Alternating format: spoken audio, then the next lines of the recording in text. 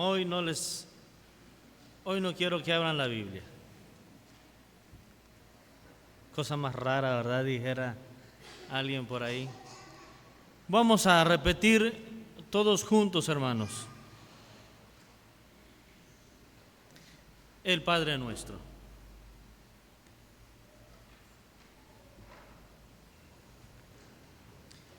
De todas maneras, se encuentra en el Evangelio de Mateo, capítulo 6, de los versos 9 en adelante. Padre nuestro que estás en los cielos, santificado sea tu nombre. Venga tu reino, hágase tu voluntad, como en el cielo, así también en la tierra. El pan nuestro de cada día, dánoslo hoy, y perdónanos nuestras deudas, como también nosotros perdonamos a nuestros deudores. Y no nos metas en tentación, mas líbranos del mal, porque tuyo es el reino, el poder y la gloria, por todos los siglos. Amén. Señor y Padre que moras en los cielos, en esta hora del día, Señor, una vez más a ti acudimos, Señor, para rogarte, Señor, la dirección de tu Santo Espíritu, y concédenos el privilegio, Señor, de poder meditar, reflexionar, Señor, en esta oración, Señor, que en algún momento, Señor, enseñaste a tus discípulos. Hoy queremos meditar en ella, Señor. Revélanos tu palabra, Padre bendito, y permite que nutra nuestro espíritu, nuestro conocimiento. En Cristo Jesús, nuestro Salvador. Amén. Pueden tomar sus lugares. Uno de los primeros himnos que cantábamos al principio, el himno 400, déjenme checar, hermano, aquí está, 472, cree en mí un limpio corazón. Y reflexionaba, hermanos, cuando el escritor de este salmo pide a Dios, crea en mí un limpio corazón. Realmente el salmista no podía transformar su corazón por su propia cuenta. Y él realmente anhelaba que Dios hiciera de él una nueva criatura. Eso me transportó también, hermanos, al tema que tengo para ustedes. Cuando nuestro Señor Jesucristo enseña esta oración, Él está preocupado, hermanos, por la forma en que las personas oraban en ese tiempo. Incluso en el verso 5 del capítulo 6, ¿verdad? Él dice, y cuando ores, no seas como los hipócritas. Y entonces da una serie de elementos, ¿no? ¿Cómo oran los hipócritas? Una vida de apariencia, una oración de apariencia. Pero cuando se refiere a sus discípulos, entonces Él les dice, vosotros oraréis así. Y nuestro Señor Jesucristo también estaba preocupado por transformar la vida de su pueblo. Era necesario que su pueblo tuviera una transformación real, plena, verdadera, sincera delante de Dios. Porque posiblemente estaban orando igual que los hipócritas. Y Él entonces les está diciendo, ustedes van a orar así. ¿Cómo oran los hipócritas?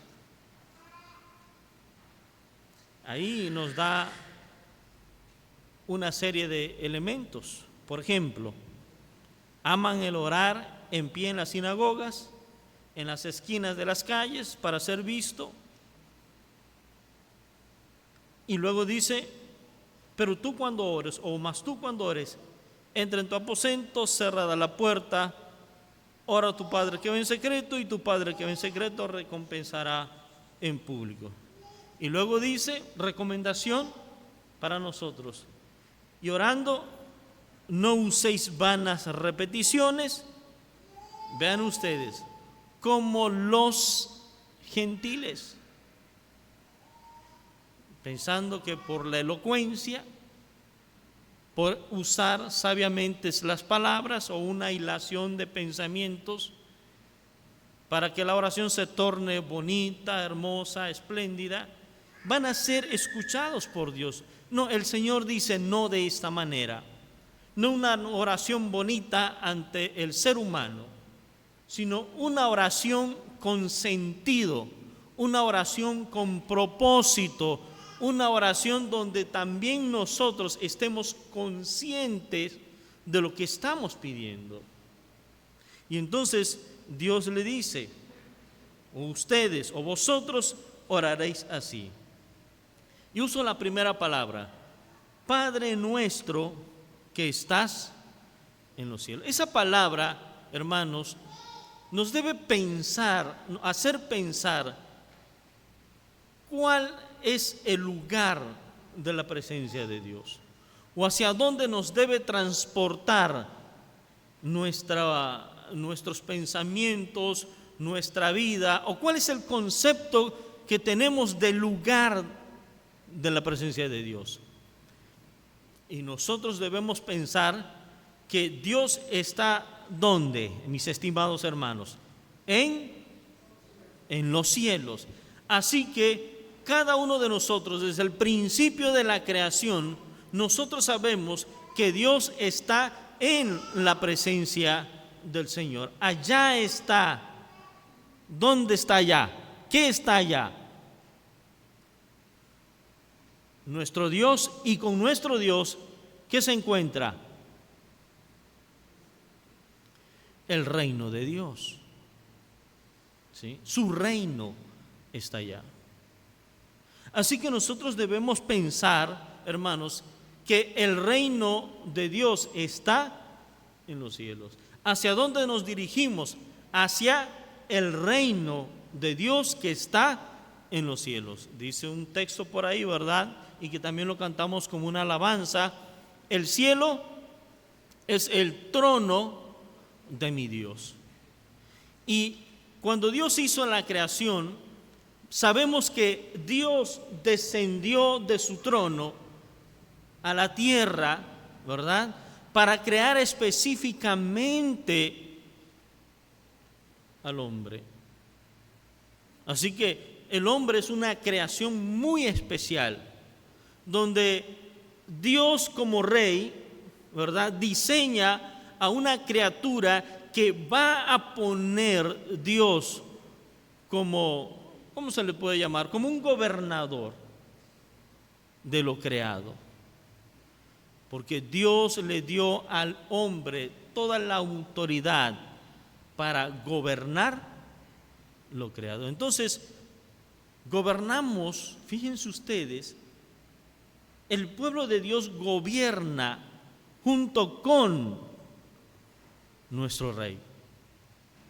Pero nuestro rey está en los cielos.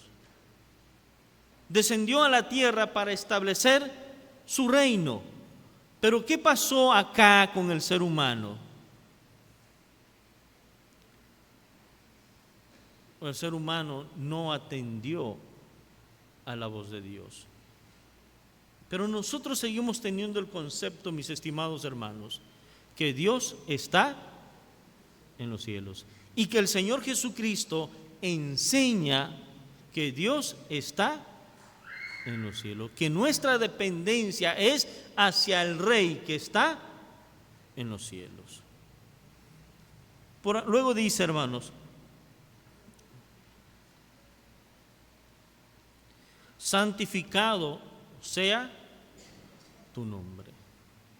Entonces, las criaturas, nosotros como criaturas, debemos reconocer el señorío de nuestro Dios. nuestro Rey que está en los cielos, dice la Escritura que es santo, santo, santo. 3 veces santo se menciona. Y entonces el Señor Jesucristo le enseña a sus discípulos que el Rey que está en los cielos es santo. Y abordando otro texto bíblico, entonces cuando nosotros nos acerquemos a ese Dios que está en los cielos, que reina desde los cielos, nosotros debemos acercarnos a Él en santidad, porque el que gobierna es santo. Entonces nosotros, dice el Señor, sed santos, porque yo soy santo.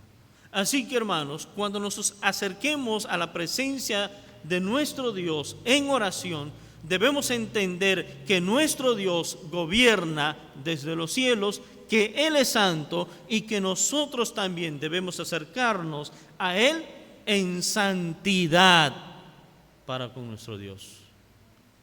Obviamente, hermanos, esa santidad la adquirimos por medio de la obra del Señor Jesucristo. Si nosotros hemos reconocido que Jesucristo es nuestro Salvador, hemos aceptado su obra salvadora en nuestras vidas, entonces nosotros podemos acercarnos en santidad para con nuestro Dios. Obviamente alejando de nosotros nuestras iniquidades. ¿Estamos de acuerdo? Bien. Verso 10. Otra frase corta ahí. La palabra venga tu reino. A veces cuando nosotros repetimos este salmo, yo no sé, a veces lo hacemos por tradición, ¿verdad? O porque nuestros padres nos enseñaron, porque es un texto bíblico, ¿verdad? Que es fundamental para nosotros. Pero tiene un significado esta palabra, venga tu reino. Desde el principio, Dios quiso, hermanos, establecer su reino también aquí en la tierra. ¿Sí? ¿Cómo lo sabemos? Porque Dios hizo a Adán y a Eva en el huerto del Edén, los hizo perfectos. ¿Sí? Podía ellos dialogar con Dios. Y si hubiesen comido del árbol de la vida, Dios estuviera hoy entre nosotros físicamente hablando. Nosotros pudiéramos ver, contemplar el rostro de nuestro Dios. Pero debido a la desobediencia del hombre, eso no sucedió. El ser humano se rebeló contra Dios. Más adelante, Dios promete hacer una nación exclusiva para Él. Se lo prometió a Abraham, ¿verdad? Y con el paso del tiempo, también Dios inauguró un reino terrenal. Ese reino que fue prometido, ¿verdad? ¿A quién se le prometió ese reino? Y la permanencia del reino. A David, no a Saúl, sino a David. A él y a su descendencia después de él. Así que Dios hizo de su pueblo una nación también, como cuando Él los libera, hermanos, de la tierra de Egipto y los saca de la esclavitud y los lleva por el desierto y los introduce a una tierra que fluye leche y miel, una tierra de abundancia. Y si nosotros analizamos en el Apocalipsis, Dios en el futuro, en su segunda venida, tiene preparado para nosotros una tierra de abundancias, de riquezas, ¿sí? Una tierra donde no habrá sufrimiento. Así que cuando nosotros oramos, venga tu reino, hermanos, debemos pensar en que en algún momento de la vida del ser humano, Dios volverá por segunda ocasión para establecer su reino no un reino espiritual como nosotros conocemos hoy, sino literalmente su reino será establecido en la tierra. Así que nosotros debemos orar al Señor: venga tu reino. ¿Cuándo? Cuando el Señor haga las cosas perfectas. ¿Sí? Así que cuando tú recites el Padre Nuestro, piensa, anhela, desea que el Señor establezca ya su reino en la tierra. Pero aquí hay un problema, mis estimados hermanos, con la siguiente frase de ese texto: hágase tu voluntad como en el cielo, así también en la tierra. Nuestro Señor Jesucristo, cuando enseña a sus discípulos, está preocupado porque el ser humano, la gente, aprenda a hacer la voluntad de Dios. En el principio entonces del Padre Nuestro, el Señor nos dice que debemos reconocer que Dios está en los cielos, que Él gobierna, que Él reina y que nosotros debemos obedecer. Pero aquí está el problema: el ser humano no obedece al reinado de nuestro Dios hasta el día de hoy. Pero Él le dice a sus seguidores que nosotros debemos hacer la voluntad. ¿Dónde sí se hace la voluntad? Dice el Padre Nuestro: en el cielo, los seres, las criaturas que se encuentran en el cielo, ellos hacen la voluntad de Dios. Y déjenme decirle, mis estimados hermanos, que aún Satanás hace la voluntad de Dios. ¿Sí? Pero la creación especial, la corona de la creación, el ser humano, este ser humano no quiere obedecer a la voluntad de Dios. Por eso el Señor Jesucristo le dice: hágase tu voluntad como en el cielo, así también en la tierra. Y es nuestro deber también como pueblo del Señor que aprendamos cada uno de nosotros a hacer la voluntad de Dios, no nuestra voluntad, ¿verdad? Porque hay una línea muy delgada entre la voluntad de Dios y nuestra voluntad, y de en base a nuestra desobediencia, mayormente nosotros queremos hacer nuestra voluntad, lo que yo creo, lo que a mí me parece que es correcto. Pero la voluntad de Dios nos lleva a retos más grandes, más extraordinarios, donde nos va a llevar a una transformación real en nuestras vidas. La voluntad de Dios nos confronta con nuestra humanidad, con nuestro lado natural pecaminoso, y donde nosotros debemos atender a esa voluntad de Dios, no a la nuestra. El anhelo del Señor Jesucristo, el anhelo de Dios es que su pueblo haga su voluntad.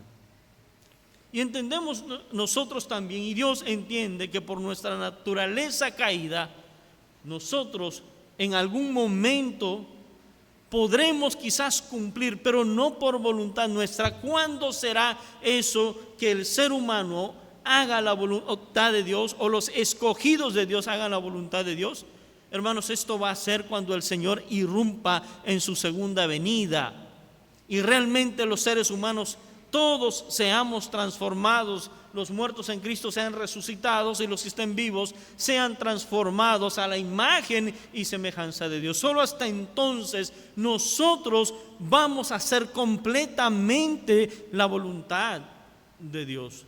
Pero eso no nos exenta en nuestro tiempo de no hacer la voluntad de Dios, porque el Señor enseña: hágase tu voluntad como en el cielo, así también en la tierra. Entonces todos nosotros, hermanos, tenemos que hacer la voluntad de Dios.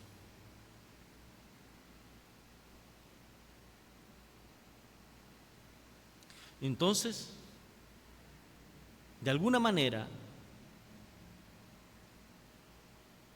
tomando la obra del Señor Jesucristo, la obra redentora del Señor Jesucristo, así como se hace la voluntad de Dios en el reino de los cielos, donde los seres angelicales a una voz atienden al llamado de Dios, así también cada uno de nosotros, por la obra de Jesucristo, tenemos que entrar en obediencia para con nuestro Dios.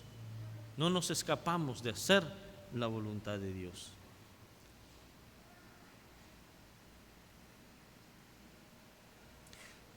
Número 3, hermanos. Perdónanos nuestras deudas, como también nosotros perdonamos a nuestros deudores. El Señor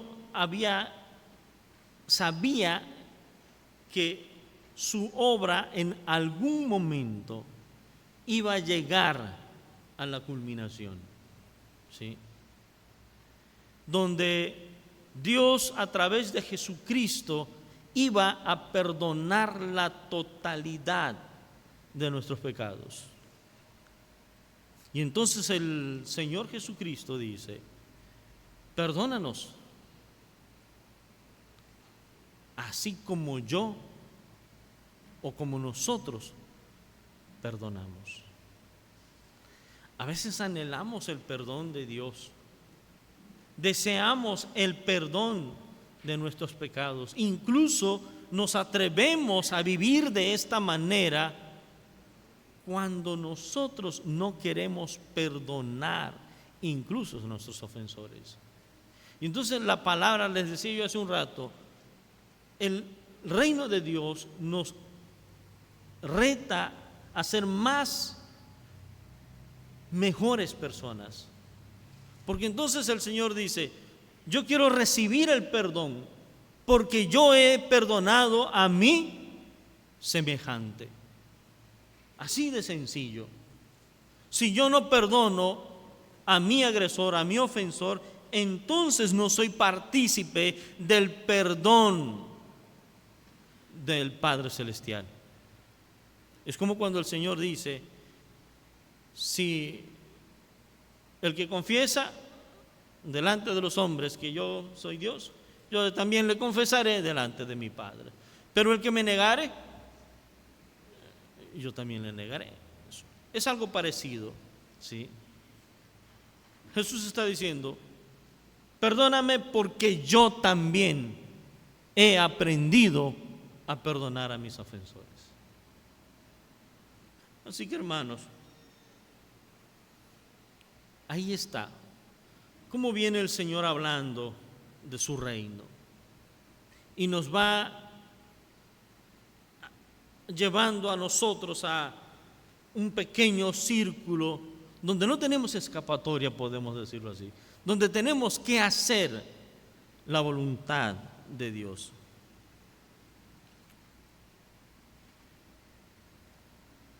En el verso 11 hay algo también muy importante. Ya casi termino, hermanos. En el verso 11 encontramos a un Dios misericordioso, ¿verdad? Proveedor. Dice: el pan nuestro de cada día, dánoslos hoy. Y es sorprendente porque nuestro Señor Jesucristo, cuando predicó su evangelio, ¿verdad?, en 2 ocasiones alimentó a mucha gente con pocos panes y pocos peces. Y eso nos lleva a reconocer, hermanos, la grandeza del poder de nuestro Dios. En otra ocasión, cuando el Señor envía a predicar a sus discípulos, el Señor les dijo: no lleven, ¿qué no les dijo que no llevaran? No lleven agua, no lleven su bastón, no lleven dinero, ¿verdad? No lleven nada, porque el Señor habría de mover el corazón de las personas que iban a recibir a sus siervos, y ellos iban a proveer para el sustento de estos 70 hombres. Nosotros debemos confiar, mis estimados hermanos, en ese Dios proveedor, donde el Señor mueve los corazones, nuestros corazones, incluso los corazones de los inconversos, para el sustento de su pueblo, para el sustento incluso de su casa. Nosotros debemos confiar en esta palabra: danos hoy el pan de cada día. Y finalmente, mis estimados hermanos, el Señor Jesucristo reconoce 3 cosas importantes. Verso 13. Después que dice: y no nos metas en tentación, mas líbranos del mal. El Señor dice: porque tuyo es. El Señor nos está enseñando que el reino no es nuestro, que nuestra vida no nos pertenece, que nosotros no nos gobernamos por nuestra propia cuenta.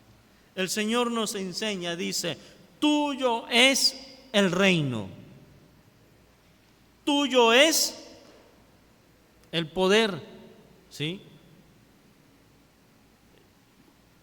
En Corintios se predicó, hermanos, sobre la fragilidad del ser humano y cómo Dios introduce un don grandioso que es la predicación del Evangelio en vasos de barro, en algo sencillo, frágil. ¿Por qué o para qué? Para que el poder de Dios sea glorificado, sea manifestado en la vida de personas comunes y corrientes. Entonces, nosotros debemos reconocer que el poder para gobernar, para hacer, para destruir, para construir, para hacer grandes milagros, grandes obras, le pertenece a Dios. Y en tercero, hermanos, porque tuya es la gloria.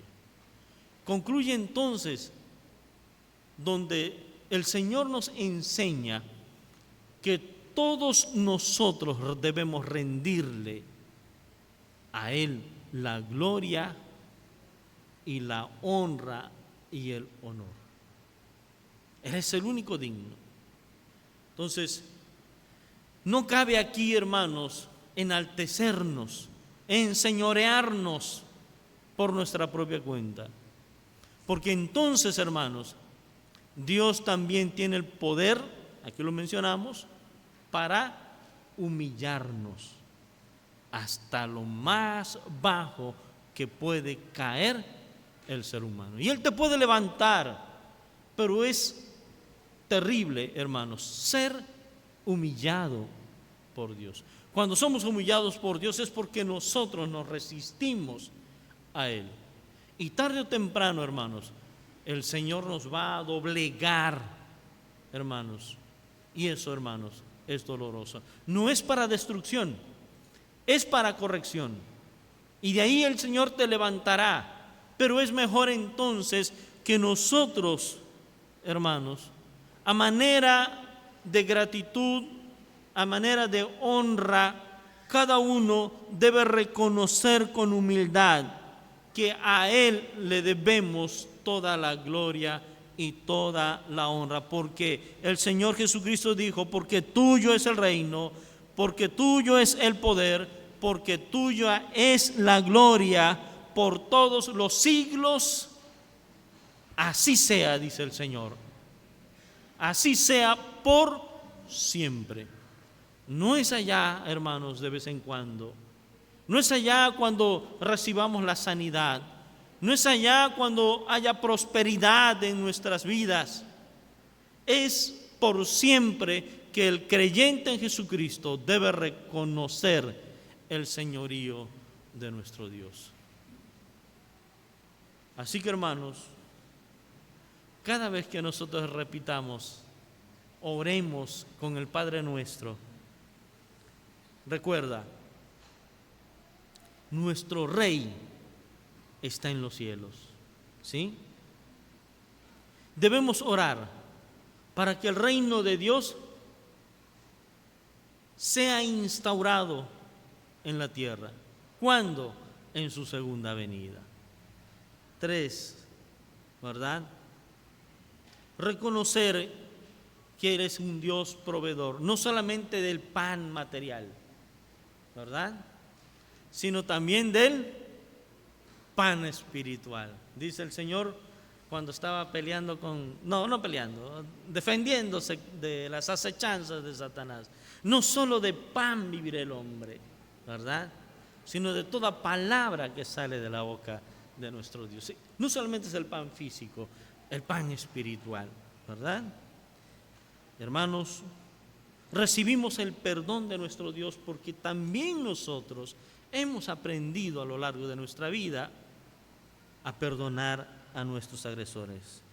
Y en tercero, hermanos, reconozcamos en su forma general el dominio, la majestad, el reino, la gloria de nuestro Dios. ¿Estamos de acuerdo, hermanos? Que el Señor nos bendiga.